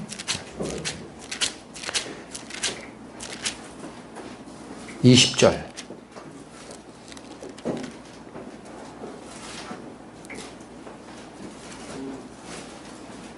19절부터 볼까요? 이는 하나님께서 그리스도 안에 계시사 세상을 자기와 화목해 하시며 저희의 죄를 저희에게 돌리지 아니하시고 화목해 하는 말씀을 우리에게 부탁하셨느니라. 여기서 얘기하는 우리도 적게는 다 넓게 볼 수도 있어요. 근데 적게는 뭐냐면요. 고린도 교회에게 편지를 쓰는 사역자 그 그룹들입니다. 사도 바울을 포함한 그들. 그런데 왜 그걸 그렇게 받아야 되냐면 넓게는 성령의 기름 부음을 받은 모든 성도도 돼요. 근데 여기 이 구절은 그 전도자 그룹이어야 합니다. 왜냐하면 연결되는 20절 말씀이 그걸 얘기해요. 이러므로 우리가 뭐가 됐다고요? 그리스도를 대신하여 뭐가 됐다? 사신이 되어 하나님이 우리로 너희를 권면하신 것 같이. 여기 우리와 너희가 구분돼요? 안 돼요? 20절 다시 보세요. 이러므로 우리가 그리스도를 대신하여 사신이 되어 하나님이 우리로 너희를 권면한 것 같이. 우리와 너희가 구분이 되죠. 여기서는 좁게 보면 문맥 그대로 보면 너희가 고린도 교인들이에요. 우리는 사도 바울을 포함한 전도자 그룹입니다. 근데 그들이 무슨 얘기를 하느냐면 그리스도를 대신하여 사신이 돼서 너희들을 권고한다라는 거예요. 너희가 잘못된 것이면 지적하고 말씀으로 권고하는 일을 한다. 그런데 이 사신이란 말이 옛날 용어로 번역이 돼서 사신인데 우리가 중국에 사신 보내는 그 사신. 근데 이게 영어 성경이나 보면은 그게 엠베서더, 대사입니다. 대사. 지금으로 얘기하면 대사. 대사가 어떤 일을 하는 건지 다 아시죠? 국가나 대통령이나 의회의 뜻을 국가를 대표해서 다른 쪽에 말을 전하는 자. 그게 대사입니다. 말을 대신 전하는 역할을 맡은 자. 그러니까 사도 바울이 그리스도를 대신하여 대사가 돼서 하나님이 우리로 너희를 권하는 것을 그렇게 부탁하고 전한다라는 것은 어떤 역할에서 벗어나면 대사가 아닌 겁니까? 하나님 말씀 이외에 다른 걸 물어나르면요. 대사의 지위에서 해임됩니다. 대사가 뭐가 대사예요? 대신 전하는 거예요. 자, 청와대 대변인 또는 무슨 바른정당 대변인 할 때 무슨 얘기를 전해야 돼요? 정당의 뜻만 전해야죠. 마이크 앞에 서서 자, 발표합니다. 대통령 각하가 이런 얘기를 하셨습니다. 그게 청와대 대변인의 역할이에요. 근데 자기 얘기를 막 해야 돼. 그럼 어때요? 너 내려와 그러죠. 지금 제가 강조하는 이 말씀들이 뭐냐면 핵심을 놓치시면 안 돼요. 말씀을 전하는 역할이 교회에 필요한데 말씀을 전하는 역할이 필요하다는 것보다 더 중요한 게 있어요. 그 말씀을 물어나르는 자는 반드시 뭐 이외에는 물어나르면 안 됩니까? 성경의 말씀 이외에 다른 걸 가르치면 안 돼요. 플라톤의 이원론, 플라톤의 철학이 굉장히 은혜롭고 멋있다 그래가지고 이원론이라는 사상이 종교와 결합하니까 뭐가 나왔어요? 영지주의가 나오는 거예요. 배화교, 조로아스터교 같은 것은 구약시대까지 연결이 됩니다. 그게. 거기 원래가 이원론이에요. 우리는 하나님을 쫓아가죠. 이원론이에요? 이론론이에요? 오직 한 분밖에 없어요. 거기에 대항했던 부리는 영, 루시퍼라는 그런 영적 존재만 있는 거지 감히 어디다 견줍니까? 둘을. 말도 안 되는 얘기지. 그런 사상이 잘못돼서 나오는 거기 때문에 뭐는 들어오면 안 된다는 말씀입니까? 사람의 말과 지혜와 철학과 속임수와 끝없는 족보 그런 얘기 하지 말라 그러잖아요. 성경에. 왜 자꾸 신화와 끝없는 족보, 속이는 속임수, 철학과 속임수를 주의하라 라고 하느냐. 근본이 어디서 출발한 거예요? 인간의 철학 사상에서 이원론이 생기고 거기서 영지주의가 생기고 결국은 어디를 부인하는 단계까지 갔던 겁니까? 그리스도의 육체로 임하심을 부인하는 단계까지 가는 거예요. 그걸 경계한 말씀이다라는 거예요. 역할이 지금 분명히 드러났습니까? 그러면 이제 조금 더 살피겠습니다. 그래서 교회 안에 그런 역할이 필요하다라는 것이 성경이 가르치는, 교회를 세울 필요가 없으면 말씀 전하는 자 세울 필요 없습니다. 가정교회 하시면 돼요. 어떤 분은 그러더라고요. 초대교회가 다 가정교회 아니었냐. 이것도 오해입니다. 초대교회에는 이렇게 모일 장소가 있어요, 없어요? 없어요.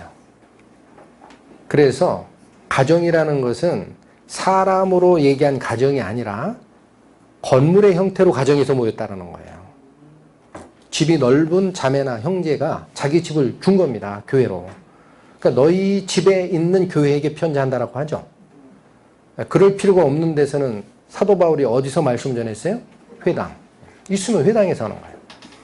그래서 그걸 오해해가지고 가정교회라고 생각하면 그건 잘못된 겁니다. 가정과 교회는 하나님이 별도로 명하신 제도예요. 이게 필요한 거예요. 자, 그래서 그렇다면 이제 말씀 전하는 그런 직분이 사도, 그 당시, 그 다음에 사도 그룹들만을 얘기하는 게 아니고 지금 교회에도 이 직함을 수행하는 자들이 있어요. 용어가 여러 가지로 나옵니다. 장로라는 용어를 씁니다. 장로는 어디서부터 연원이 출발한 단어입니까? 이스라엘의 전통입니다. 사실은 출애굽할 때 애굽에 먼저 장로라는 그 계층이 있었어요. 애굽에 바로 궁에 있는 장로라는 표현이 나옵니다. 그걸 따서 모세가 70인의 장로를 세우고 이스라엘의 전통이 됩니다. 그래서 그것이 백성들을 끌고 가는 리더 그룹이 됩니다. 그래서 그런 이스라엘의 전통을 따랐을 때는 장로라고 표현을 하는데, 신약 시대가 되면 이게 로마의 지배 아예 있었던 시대거든요. 근데 그때 로마는 황제의 명령을 전해서 지방 고을을 다스리는 사람들을 감독이라 그랬어요. 그래서 감독이라는 용어도 씁니다. 그러다가 어떤 또 용어가 나와요? 예수님이 수석사도 베드로에게 목양의 명령을 줄 때 내 양을 먹이라라는 표현을 썼죠. 그거 하나님의 꼴을 물어나르는 역할이야 라고 주장하다 보니까 목자, 혹은 그게 요즘엔 목사라고 하죠. 그래서 목사라는 영어 직함이 여러 가지가 있는데 그 중에 패스터라는 거 있죠. 그게 목사를 지칭하는 용어 중에 가장 겸손한 용어입니다. 레버런드라는 용어를 쓰는 것 같은데 그거는 거룩한 자라는 뜻이에요. 사실은 제가 보기엔 그 별로 안 맞아요. 그게 아니라 패스터라는 건 뭐냐면 목장 초지를 패스처라고 하죠. 그 뜻이에요. 그래서 그 목초지에서 양을 먹이는 자다라는 뜻입니다. 어찌됐든 그런 역할들이 있는데 그에 대해서 성경이 무슨 말씀을 하는지 잠깐 보겠습니다. 디모데전서 보시죠. 디모데전서 3장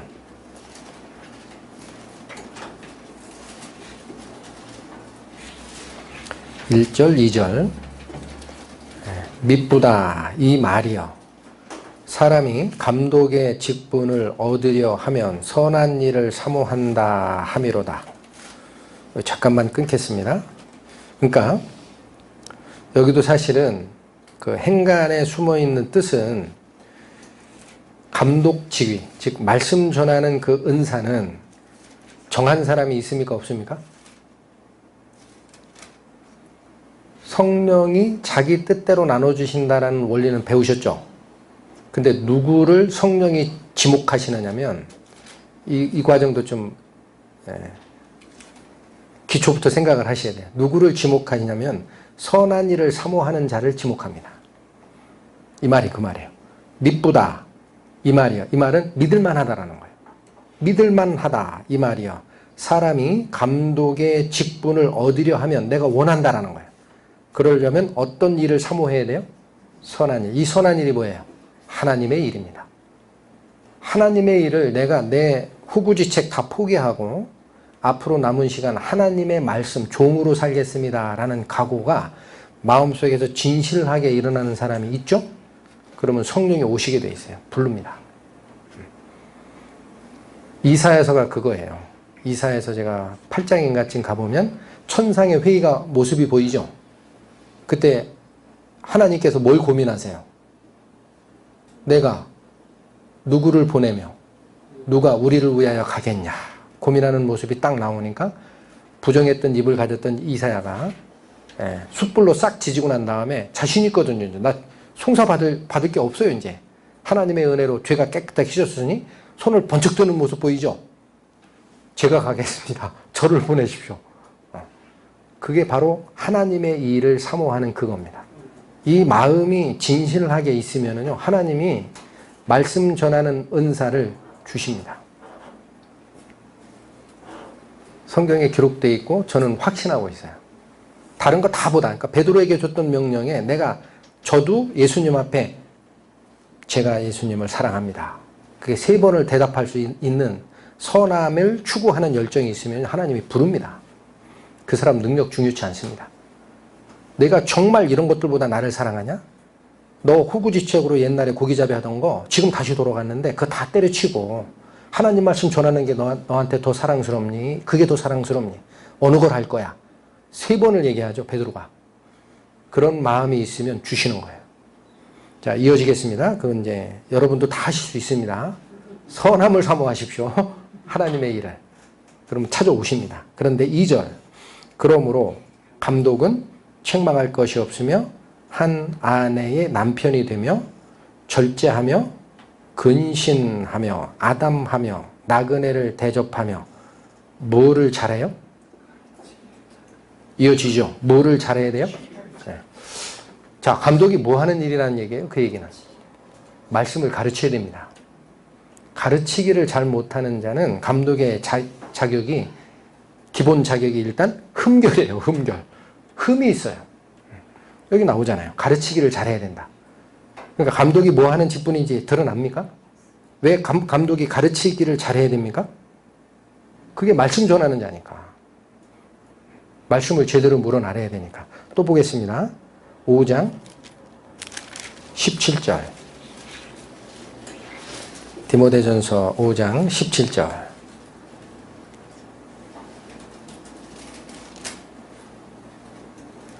잘 다스리는 장로들을 배나 존경할 자로 알되 말씀과 가르침에 수고하는 이들을 더할 것이니라. 이 말씀도 똑같아요. 그러니까 장로나 감독이나 목자나 같은 건데, 자, 예수님께서 베드로에게 목양의 명령을 주실 때 표현이 2가지로 나옵니다. 처음엔 뭐라 그래요? 요한의 아들 시몬아, 이것들보다 네가 나를 더 사랑하느냐? 예, 제가 주님을 사랑합니다. 예수님 무슨 답변 줘요? 첫 번째, 내 양을 먹이라. 뭘로 먹여요? 네, 말씀의 꼴로. 그렇죠? 이게 가르치는 거예요. 근데 2번째인가, 제가 지금 순서 맞는지 모르겠어요. 2번째인가 물을 때는 뭐냐면, 네가 나를 사랑하냐 했더니 그러하외다 했더니 네가 내 양을 치라 그래요. 그때 치라라는 것은 원전에 가보면은 keep, 지키란 얘기예요. shepherd라는 뜻과 같습니다. 우리 목장에 보면 양들 딴 데로 안 도망가고 일이나 늑대나 뭐 이런 동물들이 와서 물어가는 거 막으려고 개를 기르죠. 그 개 이름이 뭐예요? 그게 쉐퍼드예요. 독일산 쉐퍼드 그러면 원래 양치기 개입니다. 그 지키는 역할이에요. 그 다음에 3번째 물을 때는 또 내 양을 먹이라 그렇게 합니다. 그래서 목양의 명령에 보면 2가지 역할이 있다 그래요. 하나는 말씀을 물어날라서 가르치는 역할이 하나가 있고요. 또 하나는 그 양떼를 지키는 역할이 있습니다. 그래서 이 지키는 역할을 표현한 것이 뭐냐면 여기서 잘 다스리는 장로라고 되어 있는 거예요. 다시 한번 보죠. 5장 17절. 잘 다스리는 장로를 배나 존경할 자로 알되 여기는 거예요. 예. 근데 여기 이제 특별히라는 단어가 다른 번역본에 들어가 있어요. 특별히 말씀과 가르침에 수고하는 이들을 더 존경하라라는 뜻입니다. 그러니까 여기도 무슨 역할이 강조가 됩니까? 가르치는 역할. 항상 가르치는 역할 얘기해요. 네, 또 보겠습니다. 디모데후서 보세요. 디모데후서 2장 24절.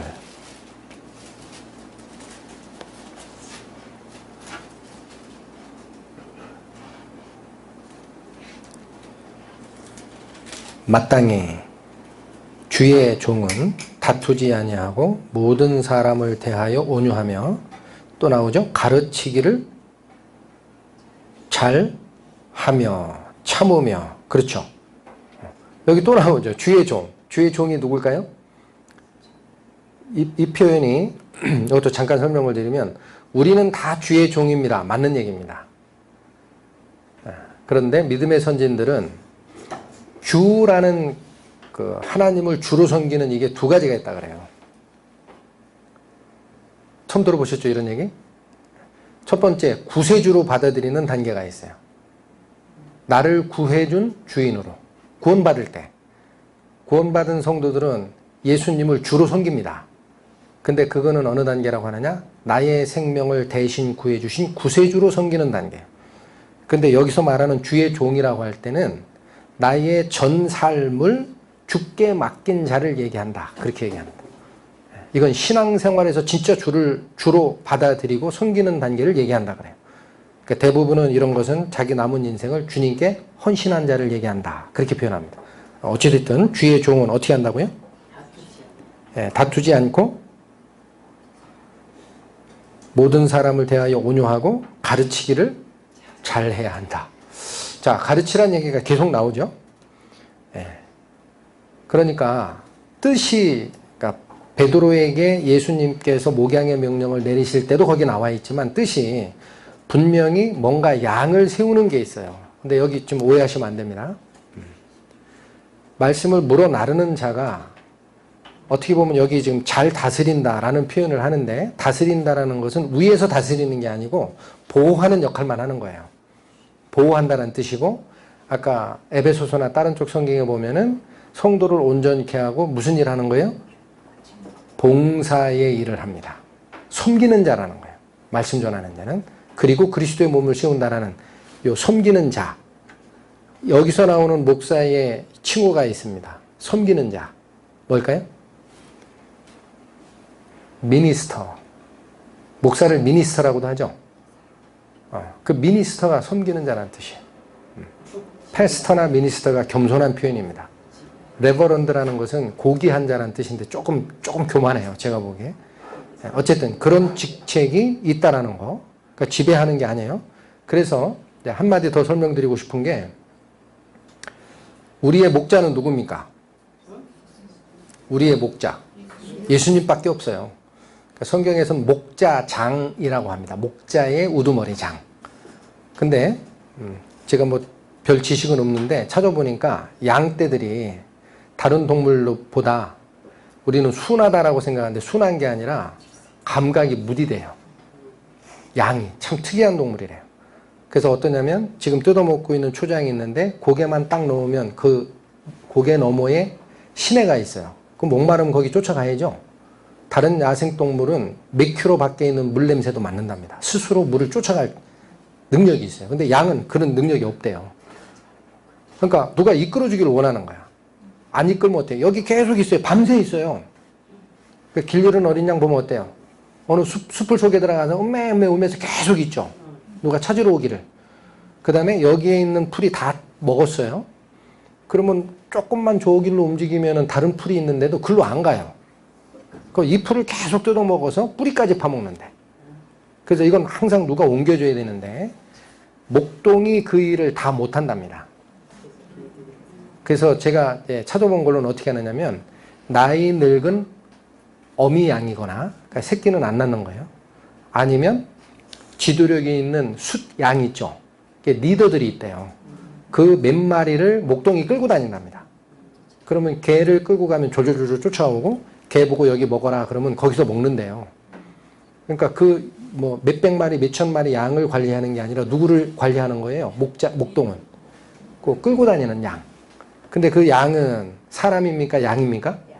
양이에요. 개도 먹어야 살아요? 안 먹어서 살아요? 먹어야 살아요. 무슨 얘기냐면 말씀을 전하는 자가 역할은 맡았지만 그 말씀을 전하는 자가 올바른 꼴을 본인도 먹어야 삽니다. 이게 중요한 원리입니다. 그래서 사실은 가르친다라는 표현이 안 맞다라는 말씀을 제가 드리는 이유가 하나님의 말씀은 물어 나르는 거예요. 여기 있다, 여기서 먹어라. 그렇게 얘기해 주는 거지 자기 교훈을 물어 날라도 안 되고 자기 멋대로 끌고 가도 큰일 나는 거예요. 자, 그래서 요 디모데에게 사도 바울이 믿음 안에서 참된 아들 됐다라는 디모데에게 주는 이 가르침을 보면은 그 과정이 잘 드러납니다. 한번 더 살피겠습니다. 디모데 전서 1장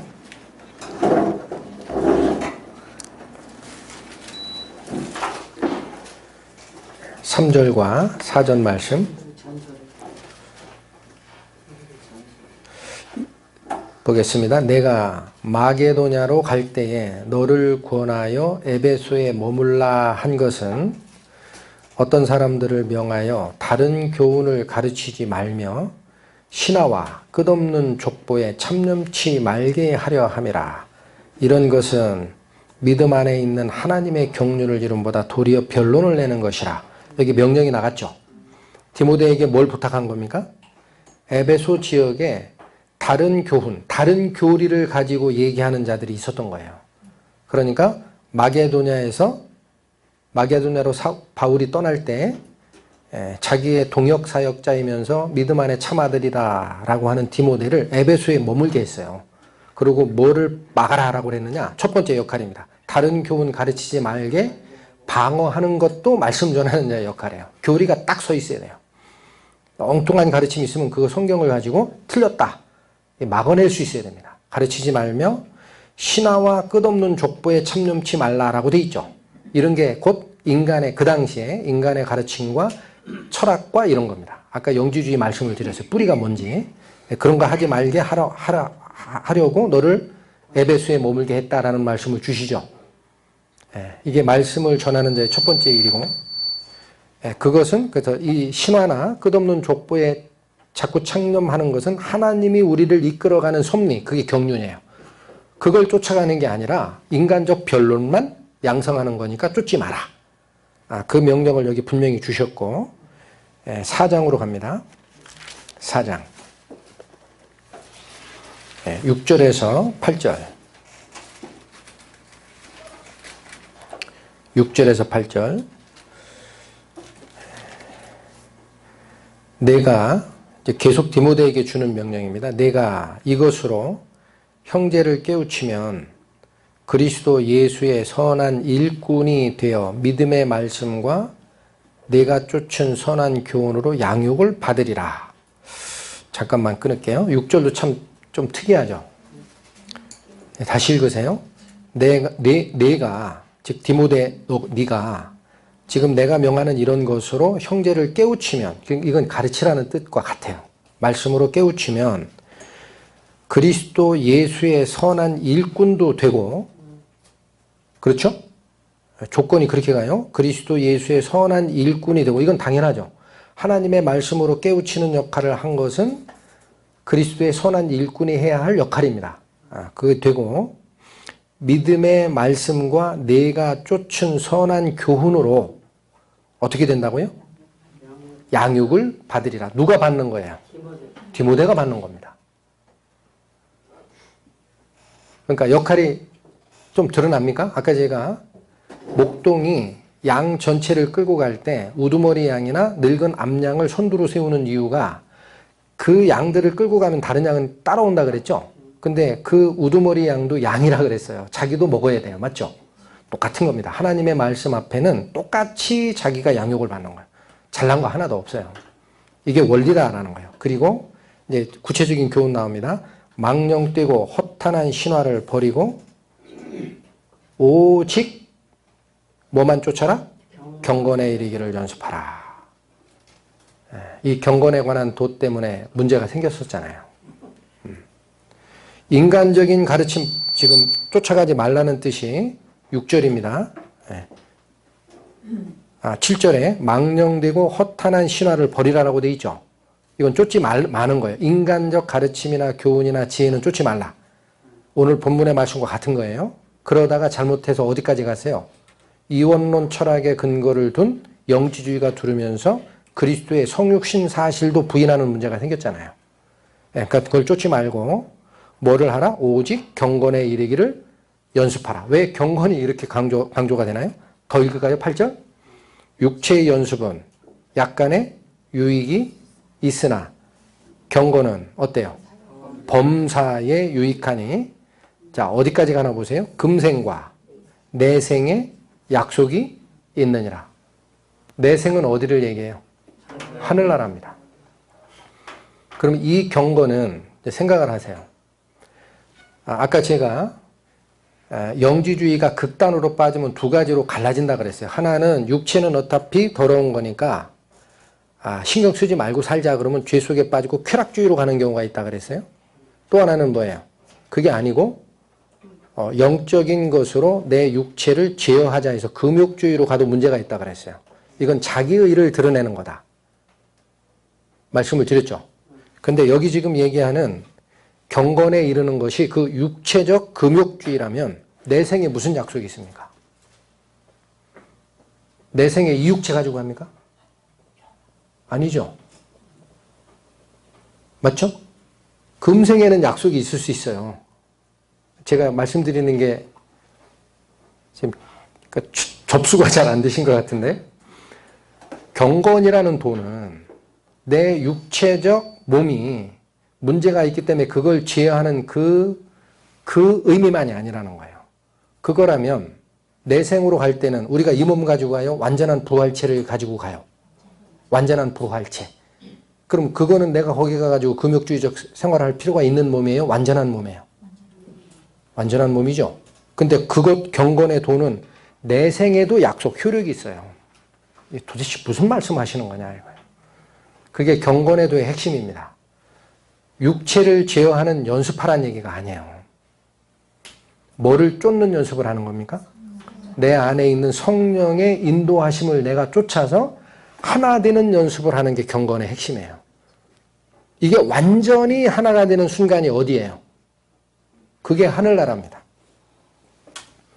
그래서 그때는 뭐라 그래요? 고린도전서 13장 사랑장에서 우리가 지금은 거울로 보는 것처럼 희미하나 그때에는 얼굴과 얼굴을 대하여 볼 것이요 이제는 내가 부분적으로 아나 그때가 되면 그리스도께서 나를 아신 것 같이 내가 온전히 알리라.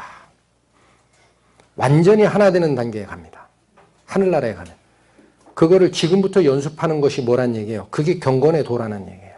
너를 의지하지 말고 네 안에 있는 성령의 음성을 쫓아 가라. 핵심을 놓치면은 핵심을 놓치면 자꾸 또 경건의 도가 육체 연습으로 생각해요. 그거 아니라는 얘기입니다. 그래서 경건의 도가 이렇게 중요하게 언급이 되고 있고, 자 조금 더 볼까요? 디모데전서 지금 6절 8절인데 11절 보세요. 지금 6절이 얘기하는 가르침이 계속 연결이 됩니다. 11절 가보시면 내가 이것들을 명하고 어떻게 하라? 가르치라. 이게 똑같은 거예요. 그러면서 12절은 행동 지침이 나옵니다. 그리고 13절 내가 이를 때까지, 그러니까 사도 바울이 디모데에게 다시 돌아올 그때까지 그런 뜻이에요. 내가 이를 때까지 읽는 것과 뭘 읽어요? 말씀 읽는 거예요. 또 권하는 것, 이건 뭐예요? 권면하는 거예요. 형제들이 뭔가 잘못된 길로 가면 권하는 거, 이런 거. 그 다음에 또 뭐? 가르치는 거 또 나옵니다. 이것에 어떻게 하라? 창념하라. 창념이라는 것은 생각을 거기에 딱 못 박으라는 얘기예요. 다른 생각하지 말고 그 생각만 해라 라는 거예요. 그러니까 지금 또 여기에 무슨 말씀이 나오냐? 가르치는 얘기가 또 나오죠. 그렇죠? 예. 그리고 16절 가보십니다. 자, 내가 내 자신과 가르침을 삼가 이 일을 계속 하라. 지금 맥이 같아요. 맥락을 잡으셔야 됩니다.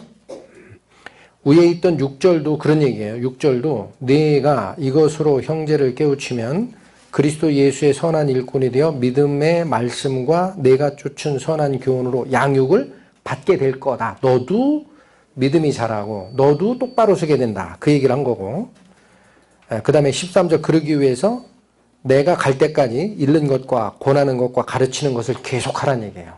하다가 16절에 더 정확하게 나옵니다. 내가 내 자신과 가르침을 삼가. 삼가가 뭐예요? 네, 그러니까 말로 풀면 이런 얘기예요. 가르친 일을 하고 하나님의 선한 일꾼으로 지금 네가 계속 역할을 하라라는 건데, 핵심은 내 자신도 돌아볼 줄 알아야 됩니다. 말씀 전하는 자는. 내 자신이 뭐가 문제 있나 먼저 보란 얘기예요. 내 자신이 문제가 있으면은 그 내 입을 통해 나가는 하나님의 말씀도 힘이 없어요. 그러니까 전도자는 자기 자신을 먼저 돌아봐야 됩니다. 내가 뭔가 잘못 살고 있는 것인가? 그 다음에 내가 이 말씀을 전할 때 나의 언변으로 하는 것인가? 돌아봐야 돼요. 자기 자신을 돌아보라는 얘기, 삼가라는 얘기가 살피란 뜻이에요. 그 다음에 뭐도 또 살피라. 내가 가르치는 그 말씀도 살피란 얘기예요. 이건 어떤 건지 아닌지를 살피란 뜻일까요? 하나님의 말씀을 물어 나르는 건지, 인간의 교훈을 가지고 나르는 건지, 혹은 말씀을 가위질해가지고 본문의 뜻과 관계없이 자기가 생각하는 쪽으로 몰고 가는 그런 가르침을 전하는 건지 반드시 살피란 얘기예요. 대사의 역할이니까. 그렇게 하면서 이 일을 어떻게 하라고요? 계속 하래요. 끝까지 해라. 그러면 뒷말도 굉장히 중요합니다. 이것을 행함으로, 즉 어떻게 하는 겁니까? 가르치고 행하고 의로 교육을 받는 것을 계속 행함으로 내 자신과 내게 듣는 자를 구원하리라. 여기 누구도 항상 빠지지 않습니까? 내 자신. 말씀 전하는 자도 특별한 자가 아닙니다. 아까 말씀드린 양무리의 하나예요. 그냥 그 자를 앞에 리더로 세워서 끌고 갈 필요가 있기 때문에 하나님이 하시는 거고, 교회에 몸을 세우기 위해서 몇 사람을 두는 거지, 그 사람이 특별한 거 하나도 없어요. 그래서 그 사람이 먼저 하나님의 말씀으로 교훈을 받아서 정확한 하나님 말씀을 전달하는 이 일, 그리고 자기 자신을 살피고 돌아보고 선한 행위로 자기가 바뀌어가는 일을 계속하면 할수록 본인도 구원을 받고 그 말씀을 듣는 자들도 은혜로 구원을 받는 겁니다. 그게 말씀 전하는 자를 두는 이유고, 지위는 어때요? 없어요. 고하가. 지위 고하를 얘기하지만 안 됩니다. 예수님께서 맨 마지막에 남긴 교훈이 그거죠. 너희가 나를 주와 선생이다 하니 너희의 말이 맞도다. 그런데 내가 주와 선생으로 너희의 발을 씻겼으니 너희도 서로 그리하라. 그게 섬기는 자세입니다. 무릎 꿇으라. 특별한 거 없다. 같이 섬겨라. 그래서 오늘 이 말씀을 다시 한번 상고하신 것은, 요즘에 이제 교회가 하나님의 말씀으로 세상을 훈계하는 게 아니고요. 세상이 교회를 걱정하는 시대가 됐습니다. 안타깝죠. 그러다 보니까 일부 교회에 나가던 신도들은 나 아직 교회 안 나갈래. 그 가봐야 뭐 외식이나 하고 집에나 하려고 하고, 나 거기 안 나갈 거야. 하나님 말씀을 집에 새길 거야. 이런 사람들이 나타나요. 그게 인터넷에 가보니까 안 나가라는 사람들인데, 거꾸로 읽으면 뭐가 돼요? 안 나가 가나안. 가나안 성도라고 부르더라고요. 교회 안 나가겠다. 무교회주의자. 근데 그것이 어떻다는 얘기입니까? 성경적으로. 안 맞는 겁니다. 한 몸 된 교회를 이루는 비밀 속에는 분명히 하나님이 말씀을 통해 이끌고 나가는 주축이 있는 거예요. 그렇다고 그 자가 높은 자가 절대 아니고, 같이 꿀을 먹고 같이 양육받는 거지만 분명히 있다라는 것. 그게 가정기회의 교회라는 조직을 세운 의미다. 그래서 우리가 지금 따로 떨어져 나와서 새로 시작하기 때문에 교회가 무엇인지 이런 걸 말씀을 통해 하나씩 블럭 쌓듯이 기초를 놓고 있는 겁니다. 오늘 말씀은 여기서 마치겠습니다. 같이 기도 드리시겠습니다. 하나님 아버지 감사합니다. 오늘은 한 몸을 이루는 교회에서 하나님의 말씀이 어떻게 역할하는지를 살폈습니다.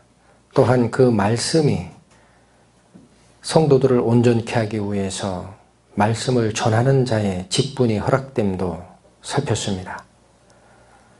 같이 섬기는 자로서 말씀을 공급받고 양육받는 겸손한 성도들이 될 수 있도록 저희의 앞길을 인도하여 주실 것을 부탁드립니다. 이 모든 말씀, 우리를 구원하시고 하나님의 가르침으로 인도하시는 우리 주 예수 그리스도의 이름으로 감사하며 기도 올렸습니다. 아멘.